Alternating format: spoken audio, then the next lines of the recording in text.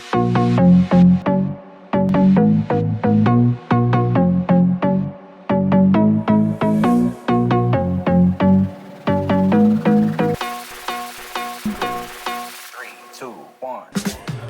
everyone and welcome to another edition of On the Carpet with Bolinto. My name is Bolanle Olukani and we are at the film premiere of Hell or High Water, which is a groundbreaking and controversial film brought to you by the Initiative for Equal Rights. Now this film is talking about gay rights in Nigeria.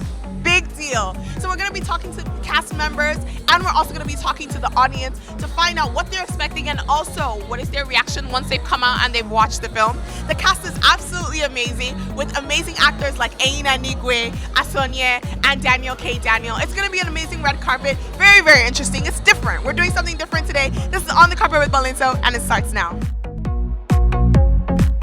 We are at the movie premiere of Hell or High Water, which is a film brought to you by the Initiative for Equal Rights, and I'm standing with the director and the producer, Asif Oluwaseyi. I'm so excited to be here. This is a groundbreaking film.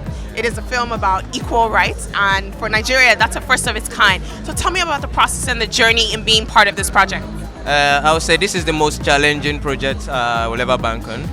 And right from the start, the drive for me was the fact that it's not the regular kind of story that majority of the directors do tell in this part of Africa or in the world as well. So if nobody is telling the story, I want to tell the story. And the fact that it's even a true story and it has to do with human and life. And after doing the project, I'm really, really proud I actually bank on it. Dun, dun, dun, dun. You know, I've been wanting, when I saw the trailer, I said I need to talk to the head of this organization because you are doing something that's groundbreaking, that is controversial, and is different. Tell me about, you know, the process and the thought behind creating this film that talks about LGBTQ rights in Nigeria. I think one of the things, when I sat down to do this with my team, we just wanted to create a conversation. We wanted to humanize the conversation because oftentimes when people hear the issue of gay rights or issue of LGBT, they think it's another set of creature that they're not human being or some kind of weird thing.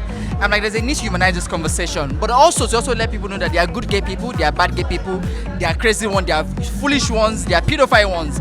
But it's all understanding that this is all human nature. So you cannot, because just one gay person is bad and I think that the other person is bad. It's about trying to humanize the conversation, and that's what I at the back of my mind.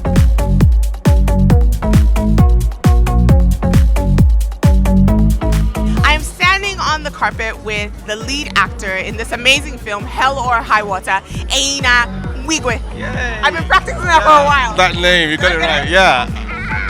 A+. A+ for me, A+ for you for being part of this groundbreaking film. Let's talk about the process. When you first got the script, what was your thought? What did you think about the film? I thought it was interesting. The art can be funny, in its own way, depending on how you process it as an actor. For me, it starts from the script and what it does to me in the first few pages. And I literally saw a conversation that people have behind closed doors and all sorts of laws are passed being humanized. And I saw a genuine struggle. And for an actor, it's hard to describe it for someone that doesn't go into that space to function. For an actor, you embody something, you become someone else just to tell a story or to show a struggle. And I saw that genuine human struggle in a person who was born a certain way, but growing into a society where he's not accepted for his, in most cases, not his, by his making, but he was born, he grew to realize he had a certain orientation that was different from what was common. Seriously, my character, all I can say is that my character was really interesting. It's not something I've done before, and that's another reason I took the job, because of the character. It's not something I've done before, and I like to diversify. Luckily for me, I've not been typecast in this industry because I've played a wide range of roles, from the good guy to the bad guy to the antagonist to the lover boy to the prince, the king, mommy's boy, everything. So the poor,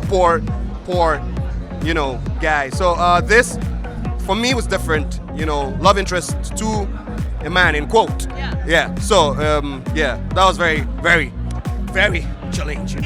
As the mother, you struggle a lot with the fact that you have this son you love who's gay, and when he's growing up, you resort to doing a lot of things that there's beatings, there's calling in pastors for deliverance and taking out the demon.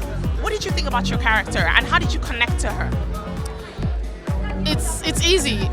This is you. You put yourself in a true life situation. What will you do? You have this son who you find out this is the path that he's towing, and I mean, you've got to choose. What do you want to do? Do you want to keep quiet about it, or do you want to do something about it? So you want to do something about it. You go to him. You talk to him about it. Okay, son. So what's going on? How did this start? But then, mom is also looking at her status in society. She's got to consider the fact that this must be talked about. I mean, don't finish me overnight. You may want to finish yourself, but then let's talk about what's going on. How did we get to this point? Where did I go wrong as your mom? Okay, first of all, when you first, got the scripts, what did you think? First word that came to my head was bold. I love this was the next thing, and I said I have to be a part of this, and I called my agent who had sent me the script, and he said, oh great, you're on board, right? I'm like, of course I am on board, hell yeah. Tell us a little bit about your character, because I know that you struggle. The character goes through a lot of turmoil, so tell us about her. Ejide is the quiet, loving wife of Pastor Bolinto, and she never for once knew her husband was that way inclined. And it did come as a surprise to her when she heard the news. And I'm not gonna let the cat out of the bag, but you should watch the movie. We should watch the movie. I was thinking of how people will react to it, first of all, because as we know, it's a controversial topic. But the thing is, because of who Asaf is, if you know me, you know me and Asaf, we're like 5 and 6. And I know the way he shoots his movies. And I believed and trusted he would do it in a way where it will be tasteful to watch and not disgusting per se, because of I won't come and sit there and then two guys are kissing, and it's somehow. So the script was properly drafted, and when we wanted the actors, we got actors that we knew were professionals that would deliver very well.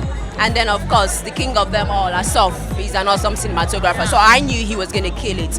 So what I saw today actually made me really proud, because I was close to dropping the project, so this made me proud to be a part of it, because every single shot there was telling a story. So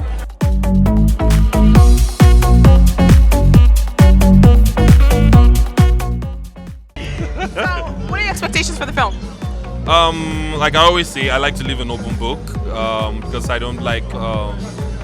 I don't want a case where I expect too much from a movie and I get let down, or I underplay what I should expect. So I just like to leave an open book. But with the hands I've seen so far behind the job, DKD, Enyinna, Tubi, Ashionye, I think there's a slight inkling to expect something good, but still, I'm leaving an open book. What are your expectations for the film? I expect some culture shock. I expect some, no, they didn't.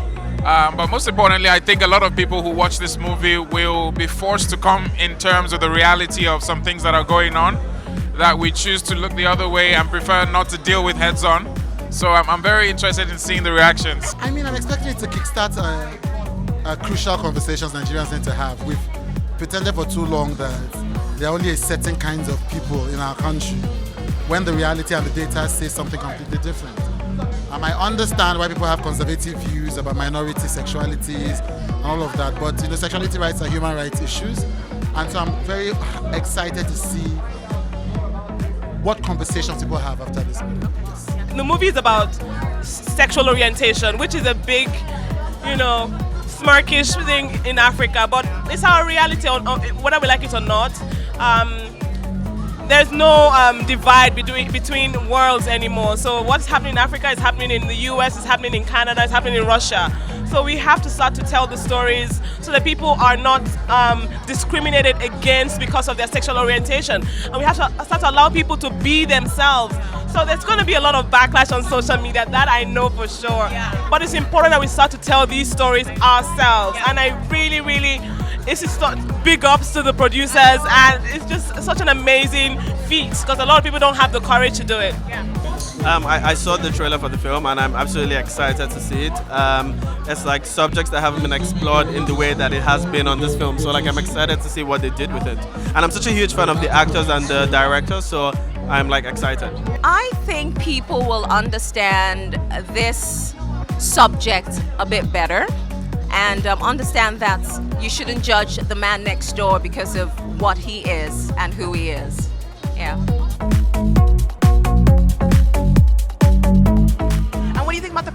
equality in Nigeria? Do you think it's something that can be actually accepted here?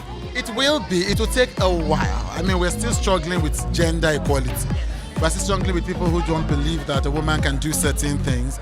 People still struggling with female bosses. We're still struggling with female genital mutilation. We're still struggling with child brides. We're struggling with certain issues that some parts of the world have long left. It's very difficult in societies like ours that are developing and are grappling with existential issues for people to think in a expansive way about social concepts. But it will happen. It's inevitable. Yes, it's a huge gap. Equality between men and women, equality between gay and straight. There's so much inequality because it's just been a very male-dominated society, especially in Africa. So for women, I fight a lot for women, especially women in business. We don't get the same opportunities. So it's such a sensitive topic for me because I get very passionate. So I'm just going to... It's a surface that we haven't even scratched yet, and I think it's important. People don't realize how important it is to tell people that it's okay to just be who you need to be. So I hope that someday we will be able to sort it out. Equality in Nigeria is selective. Or should I say in black and white in the books, it's meant to be 50-50, but we know that everything is subject to the powers that be, other circumstances, economic, political, agenda setting. There are other factors that affect equality. So it's about you lending your voice to fight for what you believe in. So if you feel you're being marginalized, you need to speak up. So there's no set role, basically. For me, as a foreigner and as a foreign representative, it's not up to me. I see in every society the equal rights are nowadays important. But it's also not easy to achieve. Also in Germany, for example, when it comes to LGBT rights, it took a long way. It's a part not only of the rights, but also of the social development of a society. But I think in the 21st century, of course, equal rights are a global standard, and each country has to go its way on this path. Well, I think Nigeria is all right. It's not one of the worst countries when it comes to equality. I think we're doing okay, to be honest. Yeah. Inkiru, what did you think of the film? What lessons did you take from it? The film is a human angle film, first of all. It's like we're just telling a human story, whether they're gay or they're not gay. The fact is that these are just human beings, and the human story is universal. It's just an eye-opener. That's what it is. That's what it is for me, and it's okay. Do not discriminate. People are human. People face challenges. You are not sure what they face, so you cannot judge your own life with theirs. When I was watching the movie, I could actually relate to the fact that some people are actually going through these challenges, the struggles, because in the society we live in, people don't want to talk about it, people don't want to embrace it, and a lot of people are afraid to even say anything about it. I learned that you shouldn't, as in homosexuals, they're humans. They have the same feelings that we, not straight couples, straight people, we have. They love, they cry, they go through pain. So I don't think it's fair to judge them. To respect people's opinion and their belief. And what about you? I think it's just basically realizing that people deserve human rights and it exists. And regardless whoever it is that you are, you just need to respect it.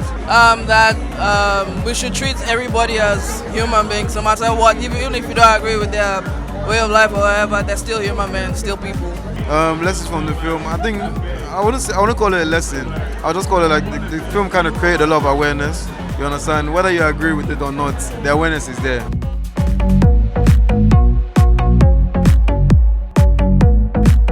Alright guys, well that is it for On the Carpet with Bolinto. You heard from the audience members, mixed reviews there. People are standing on different sides. But let me know what you think. If you had the opportunity to watch Hell or High Water, would you watch it? Comment down below. I want to hear from you. This is On the Carpet with Bolinto. Make sure that you subscribe so that you don't miss the next edition. This is Nigeria's Red Carpet Show, and we are here to bring you the very best of the red carpet in Nigeria. My name is Bolanle Olukani, and I'll see you guys next time.